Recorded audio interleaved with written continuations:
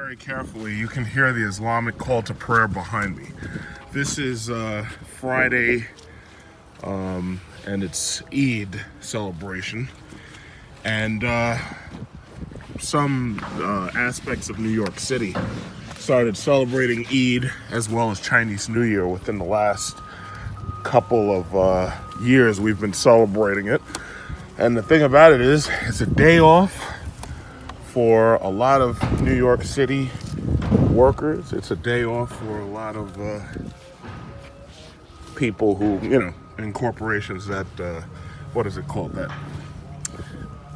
recognize the Eid holiday or the Eid festival or feast or whatever it is.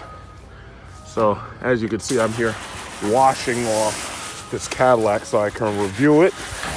I tell you, to be perfectly honest, I enjoy making video reviews my way. It's like, as you know me, I don't clickbait nobody. I hate clickbait. Clickbaiters make me sick. I refuse to clickbait people. Anything that you see in my videos, it's like what you see is what you get, When you look at that thumbnail, whatever you see is exactly what you get. But I'm just addicted to YouTube money at this point, because it's a $2,000 check that keeps coming every single month, and I do everything I can to make sure that check keeps coming. So, I'm not, I don't put as much energy into making all my videos. Some people keep saying, oh yeah, you should get a GoPro. It's like, I don't want no fucking GoPro. In fact, nobody else wants a GoPro. That's why their stock slid into oblivion. But this is just how I do what I do. So these are the main features, things that you've already seen. The Cadillac Q system hasn't changed very much. The one thing I gotta say about Cadillac is Cadillac has embraced, technology that Americans really want. Like, obviously we have remote start in these cars now. The luxury packages definitely come with them as standard. They also have touchscreen navigation systems, which you have to appreciate because the Germans aren't giving you touchscreens. Now, BMW recently reversed that, and BMW actually started giving you a touchscreen navigation system. But, Mercedes still doesn't do it, and even BMW's touchscreen is limited in what it can and can't do. So, with these Cadillacs, it's like you do get lots and lots of technology. Like, for instance, they have that new self-driving technology where the thing can automatically steer and keep its lane, and it can drive itself. I believe it's called Autopilot or Super Cruise or something like that. Eventually, I'll get a chance to test drive one with the salesman who sold us this car. Cool guy, by the way. The thing about it is the SRX luxury package compared to the XT5 luxury package, there were a couple of things about it that, it had that was taken out, because what they tried to do is they tried to streamline the design of these cars. Like, for instance, there's not as much cuts, there's not as much, the fit and finish is a lot tighter in these cars. It's like they tried to reduce the parts maybe in order to make it cheaper while still making it look good, because this is actually a very good look. The brushed aluminum, all that stuff is actually very nice. The uses of chrome in here is very nice. And then you've got your you got your moonroof right here, and all of these cars basically have a moonroof. Now, with my Jeep, the sides, it's like you can see a little bit more of the mechanical workings, but here what they've done is they've made it definitely, the fit and finish is pretty good on these things. Like, some people say, oh man, I'd never want one of those moonroofs because those things leak. And the thing about it is, we've never had a problem like that. Never had a problem with leaking or anything. The technology is pretty much easier to use, but I have to say, I have to criticize where criticism is due. This type of shifter is fucking horrible, especially when you're dealing with these old people. Now, Buick has this in the LaCrosse. It's called a monostatic shifter. It does nothing as long as you don't push this side button. When you push that side button, it allows you to engage drive, neutral, and reverse. The park button is a button. So basically, just like the BMWs, when you hit that, it goes into park. Now, this monostatic shifter is not as good, in my opinion, as, say, the Mercedes S-Class, where it has its own monostatic shifter. The difference is where it is, it's easier to be intuitive, because people who used to grow up with 3 on the tree shifters, those people understand that pretty much right away. But when you put it down here and then you make it so that it does nothing even when you move it around, and mind you, reverse, you have to go all the way up and you have to come to the left. That doesn't make much sense to me. It just doesn't make much sense to me. Now, fortunately, it does nothing if you don't push that button. But it can be a little confusing. It takes some time to get used to. It's kind of just like the Jeep SRT's monostatic shifter. And what you find in the Audis now, the Germans, they put this stuff in, they think it's cute. Now, I understand the reason why they do that is because they get to save a lot of space underneath. Because, like, right here, as you can see, there's like nothing underneath. And you don't have to have these big transmission linkages because all this is electronic. Thing about it is there's better ways to design one of these, and one of the things you don't want is you don't want free movement of the thing, because people are grown driving long enough to understand that there's a direct connection between moving this and the car being able to go back and forward. So it's hard for some people to get it in their mind intuitively how to use this thing in a pinch. Like, let's say if you panic and you want to go to neutral, you know, this is something where you'd have to look down and you'd have to think about it again, you know. But other than that, awesome car. What's that? Hey, tell my butt to get the hell off my Jeep. Get off my Jeep. Now, by comparison, this is the Jeep SRT shifter.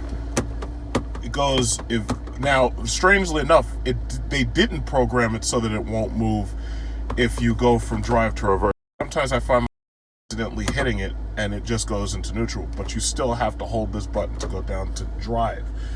It's like amazing that the industry doesn't work together, they don't talk together, and they don't like do professional development together so that they can, you know, have these things standardized in a way where all of these cars, even if they look different, they all work the same exact way. You know, it's a shame.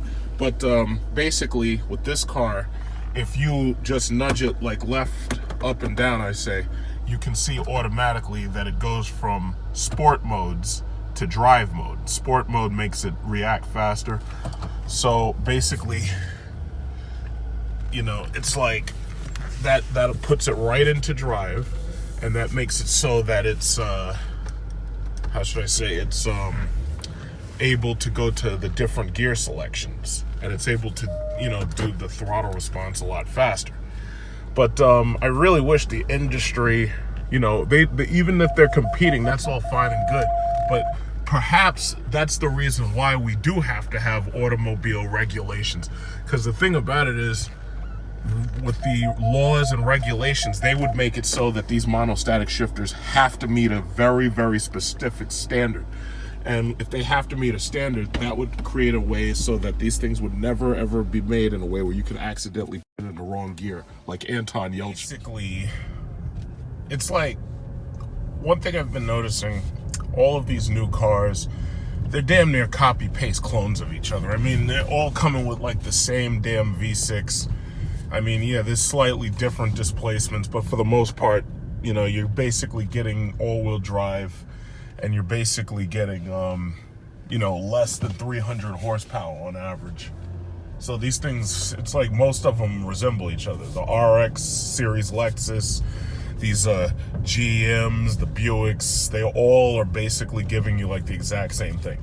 And even the BMWs and the Mercedes, I mean, most of these cars, they come with, what is it, twin turbo V6s only when you spend a hell of a lot of money. And other than that, like, you get like inline 4s, inline 6s and stuff. And mostly these cars, you know, a lot of them are really, really boring.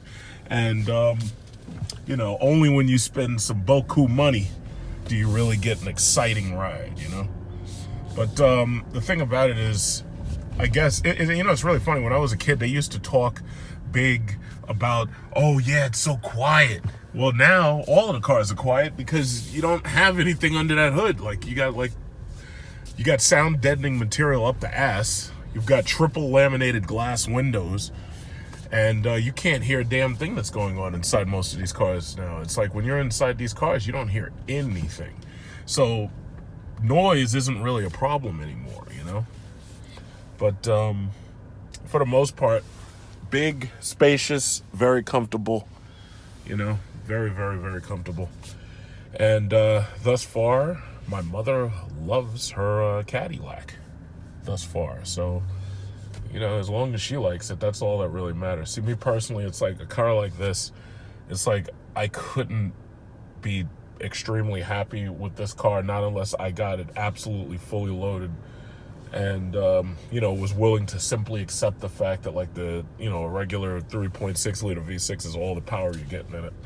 Now this car has rear sensors, this car has front sensors, so if I get a chance I'll drive next to another car, so this way I can just demonstrate the ability to sense the cars that are in front of me and whatnot.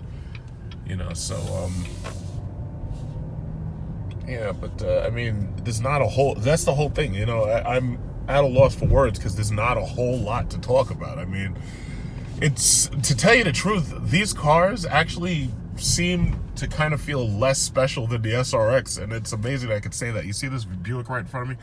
If I get real close to him, you'll see the front sensors come on. There you go. And the front sensor setup on this car, as you can see, resembles what you had on the Cadillac SRX. Might even be the same exact parts for all I know. But it does what it has to do. It's like it's not blowing your skirt up or anything, It does what it has to do. And it's just hard to talk about it. It's like it just does what it does. It's like it's all-wheel drive. It's a V6, not like one of them shitty, turbocharged 4 liters. Let's go from 0 to something. Let's turn on these windows real quick. Let's go from 0 to 60. Holy shit! 35, 45, 58, and that's 63. Well, yeah, it gets up there, doesn't it? It really gets up there. There's a John F. Kennedy Airport over there. A hell of a lot of wheel spin for a fucking all-wheel drive car. A hell of a lot of wheel spin. Jesus Christ. That's a lot of wheel spin for a freaking all-wheel drive car. I was not expecting that much wheel spin. But there you have it. Uh-oh, I hear the squad cars. They must be coming to get me. Ah, Big Truck Series, we finally found your ass. You're going to jail, buddy. Whoa! It's a hell of a lot of wheel spin for a freaking all-wheel drive. That's a lot of wheel spin, my God. And there's also warnings here to tell you that you're going above the speed limit and whatnot. They want you to play nice. They want you to,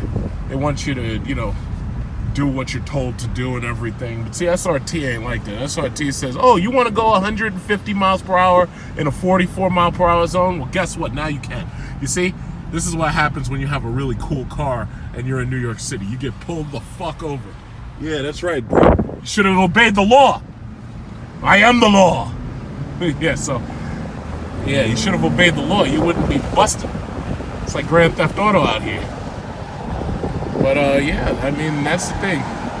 This car will last indefinitely.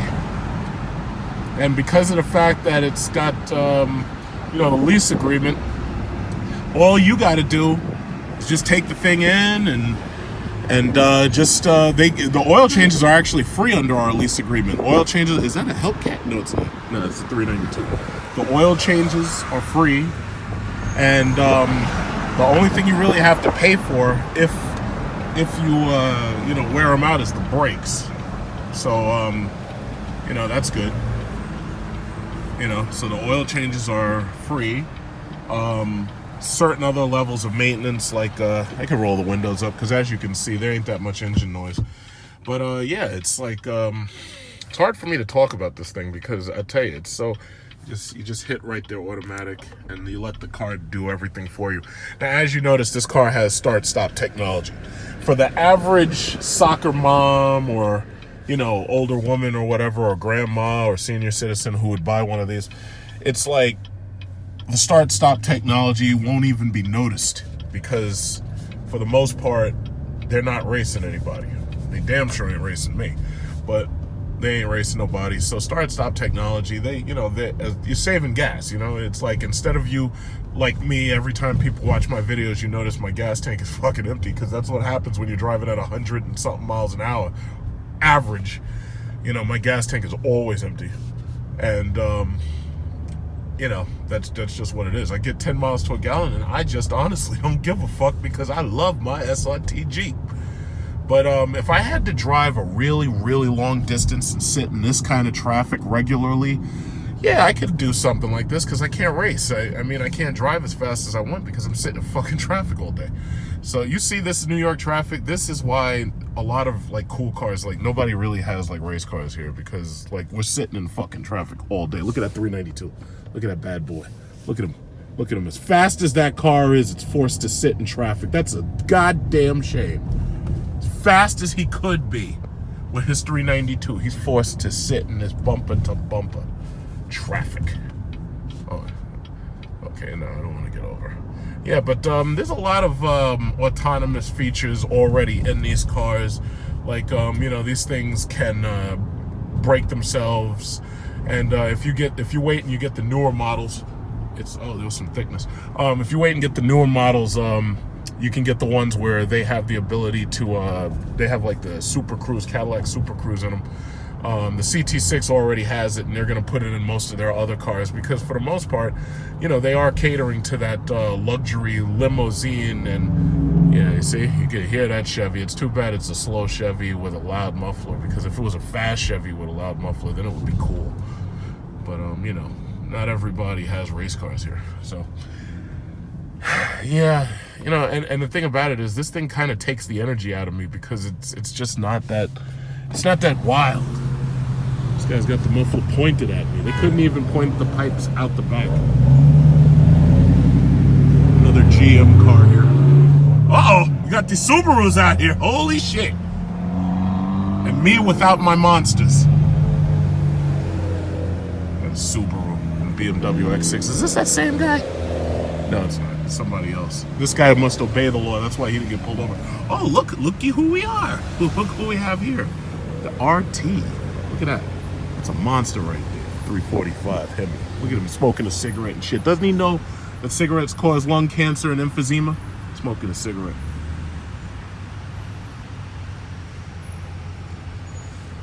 Must be a scat pack. My dude's up there smoking a cigarette. Dude, the Surgeon General says that smoking causes lung cancer and emphysema. And it also says that it puts women at high risk of birth defects. So what are you doing? What are you doing? Anyway, what is this? A Toyota RAV4? Yeah, I'd definitely rather have this than a Toyota RAV4. So there's your nav system. As you can see, traffic is fucked up. It has the zoom, pinch, and zoom nav system right there. And you can see how bad our traffic is. Everything's red. It's always red. Who's this? This guy's got, what is that, a Sonata? Yeah, or an Elantra or something. Yeah, but if you sitting in lots of traffic, stop and go technology is something you definitely want to have. So this way you don't have to have the anxiety of constantly trying to brake and speed up and everything behind these people. But this is what I deal with every fucking day, this New York City traffic. And I know somebody was probably saying, oh, you should get out of New York. Thing about it is, it's like our property values make me fucking rich, so the thing about it is, where am I gonna go? I'm gonna move to Texas? No, I don't think so. I mean, yeah, you could get a bigger house in Texas for for what $200,000 or $300,000 buys you here. I could have a fucking mansion in, like, I could go to like Canada or some shit. But the people who actually build my Jeep, or the people who build Dodge cars, it's like, but oh, there's an XTS there. I always like the XTS. But as you can see, it's a good car. 4 years with this thing. And as for that SRX, my mother really loved her SRX. The reason why she didn't want to keep it, though, and wouldn't have considered making them a deal, because basically there was $25,000 residual on that SRX when we turned it in at the 2-year lease. The reason why she didn't want to keep it wasn't because of the exterior looks. The reason she didn't want to keep it was because that one was an SRX front-wheel drive. It didn't have all-wheel drive. This bad boy has all-wheel drive. So, you know, she definitely wanted all-wheel drive because it makes her feel slightly more, how should I say, secure on rain and ice and snow and all that. And that's the reason why I like leasing, because let's say you buy something and let's say designs change, technology changes. Let's say that something cooler comes out like later on. You're not forced to stay in what you had before. And the other thing about that is, first of all, you don't have to buy an extended warranty because the dealer basically has to take care of the car if it's a lease. That's number one. So you're already saving about $3,000 right then and there. So you're not forced to buy a warranty. That's number one. Number two, styles change, technology gets better. You're not forced to stay in the same old car. Now, because I live in New York City, my economics are way different than people who don't live in New York City. My economics are way different than people who live in, like, you know, those states where there's barely anybody and houses are only like $80,000 and shit. This is New York City. It's not like that here. So the thing about it is, I think of money way differently than most of you. I make probably more money than a lot of people who live in those states where the economics are definitely lower. I spend more money than a lot of people. Like when they hear about our houses, you know, they think New York City is just Manhattan. Like, you see these houses right here, all of these houses, I guarantee you, because I use Zillow, all of these houses are in between 300,000 and 600,000, possibly 800,000. And you may look at this and say, oh my God, your houses look like shit. And you're absolutely right. Our houses do look like shit compared to what you've got in those states where you have like beautiful, nice mansions and wood houses and you got big constructions. The thing about it is, in New York City, we are forced to have less space. We're forced to, basically, if we want to enjoy driving every day, we have to have nice cars. We have to have luxury cars just so we can be comfortable sitting in this fucking traffic. Look at this traffic. This traffic goes back Belt Parkway for miles, and I'm talking about like 10 miles, 13 miles, all the way up to the Verrazano Bridge. So it's important to us to have a big, spacious, nice car. And as you can see, the majority of these cars are SUVs because SUVs are bigger and more spacious than regular cars. And we spend our entire life here in New York City sitting in goddamn traffic. So that's the reason why having a nice luxury car is so important to most of us. And I'm basically trying to help you understand our psychology here. So it's also not just because we're sitting in something nice and comfortable, but it's also because when people see us, it's like we're driving our wealth. It's like, yeah, you could talk how great your house is. You could have $1 million brownstone. You could have a $2 million brownstone. The thing about it is, when you're on the road, nobody sees that shit. But when people see you in a crystal red Cadillac, or people see you in a big silver S-Class, or people see you in a fucking Hellcat, or people see you in a Demon or some shit, people are like, oh shit, this person's got money right here. This person must be a master of the universe. And, you know, that's the psychology, you know? So I know it doesn't make sense to most of you guys living out in the Southwest and all that, but, you know, it makes perfect sense to us. You know, it's all about human psychology. That's what we're really talking about. Big, spacious cars. SUVs are giving these people what they want. Crossovers are giving these people what they want. And you have to cater to your demographics. Because if you don't, they're going to take their money elsewhere. And that's what you don't want.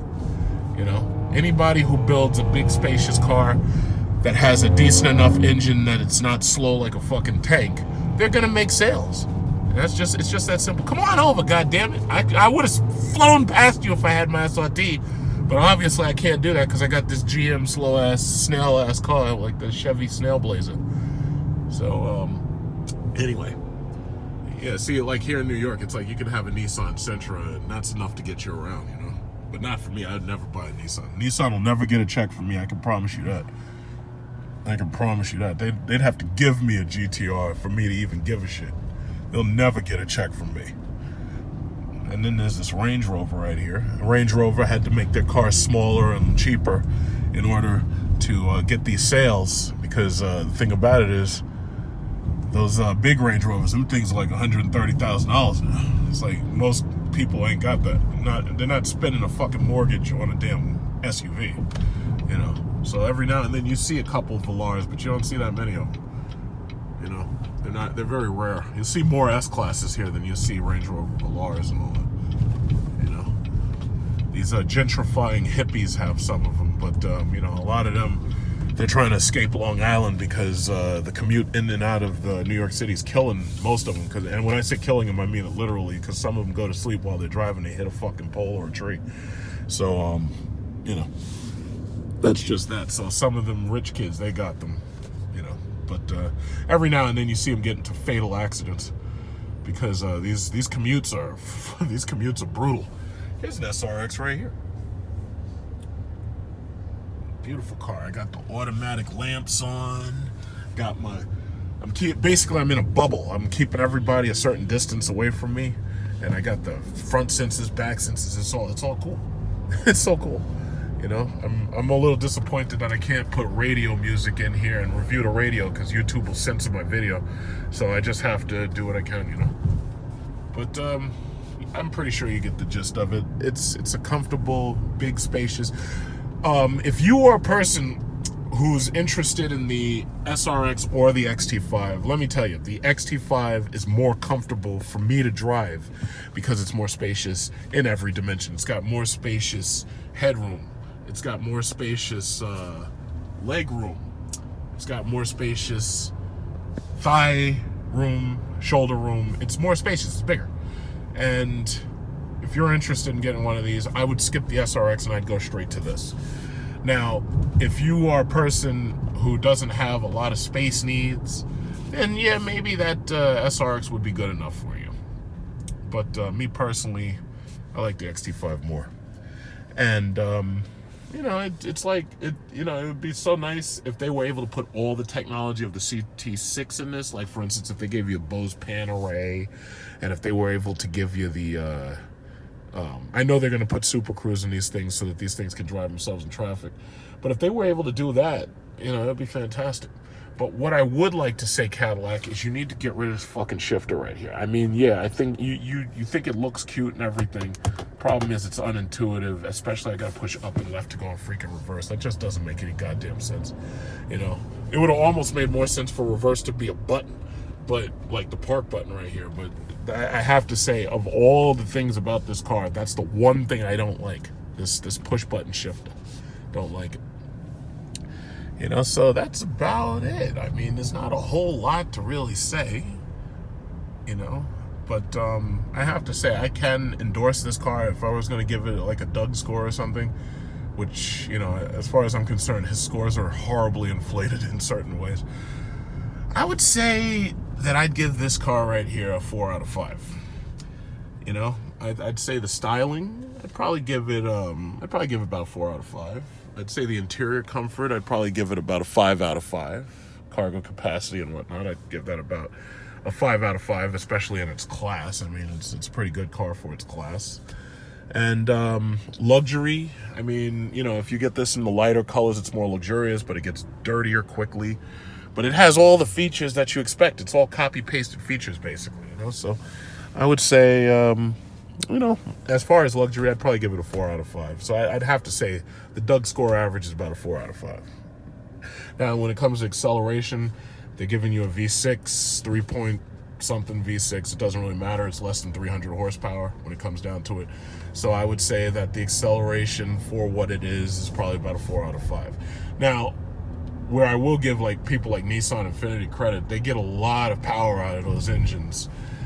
Dodge too, they get a lot of power out of their V6 engine, but you know, I'd give those a 5 out of 5, but this one gets a 4 out of 5. Whoa, where the fuck are you going? Fucking goddamn Nissan Altimas, Jesus Christ. You know, so this is what we deal with. This is the reason right here why New York cars are so, you know, this is why we get like lots of cool cars just so we can keep our sanity while we're driving, you know?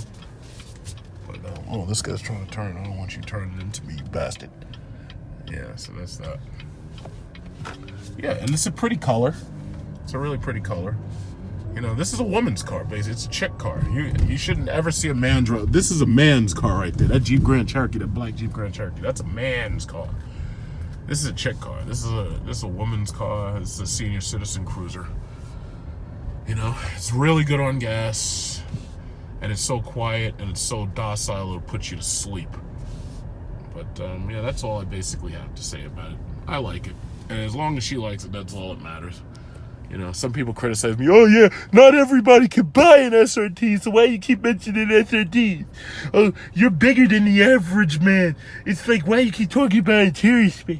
It's like, well, because, you know, there are big guys and tall guys who, you know, need to know what they should spend their money on, you know, so I have to say something about it, right?